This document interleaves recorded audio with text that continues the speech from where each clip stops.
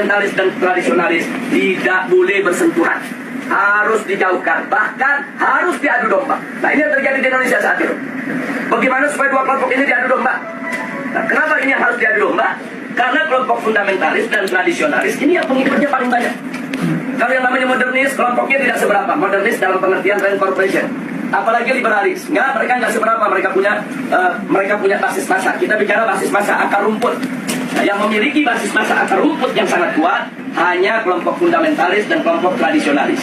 Maka itu kalau ini bersatu, ini akan menjadi satu kekuatan umat Islam yang maha dahsyat, yang bisa merontokkan kekuatan mereka, sehingga mereka akan melakukan berbagai macam upaya bagaimana dua kekuatan ini untuk tidak bersatu.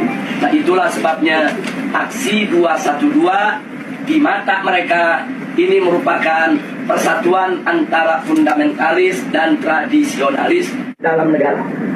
Yang kedua, jangan pernah berikan ruang kepada kelompok fundamentalis di media-media resmi mainstream tingkat nasional.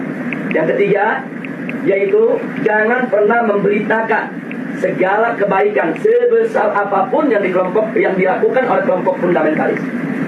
Yang berikutnya, setiap kesalahan sekecil apapun yang dilakukan oleh kelompok fundamentalis harus diviralkan, harus disebarluaskan, dan harus diulang-ulang.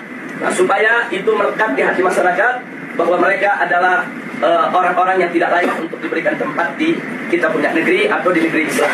Dan kemudian nggak sampai di situ, kelompok fundamentalis yang manapun jangan pernah sebut mereka dengan rentetan gelar-gelar akademik mereka. Nggak boleh. Apakah itu gelar-gelar kehormatan di tengah masyarakat atau gelar akademik, profesor, doktor, dan lain sebagainya. Jangan. Cukup sebut namanya aja untuk mengopinikan di masyarakat bahwa kelompok fundamentalis itu kuper, bodoh, tidak berpendidikan, tidak punya gelar, nggak ngerti dunia akademik, dan seterusnya. Jadi cukup sebut nama mereka, tidak perlu diberikan embel-embel yang lainnya. Nah, kemudian nggak sampai di situ. Jadi masih banyak lagi yang mereka lakukan. Apa yang kita alami saat ini di kita punya negeri. Nah, bagaimana para habaib, para ulama kita, bagaimana tokoh-tokoh kita di Majelis Ulama Indonesia, yaitu mereka kecilkan, mereka lecehkan, mereka hina-hina, bahkan mereka mencoba mencari kesalahan-kesalahan, bahkan kalau nggak ada kesalahan, ya buatlah fitnah-fitnah yang bisa diterima oleh masyarakat tentang mereka. Dan ini akan mereka lakukan terus. Jadi artinya bagaimana cara menghabisi kelompok fundamentalis?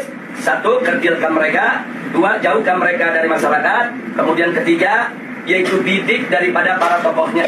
Kalau bisa dirangkul, kalau nggak bisa dirangkul, dipukul. Bisa dipeluk, nggak bisa dipeluk, digebuk. Nah, jadi ini yang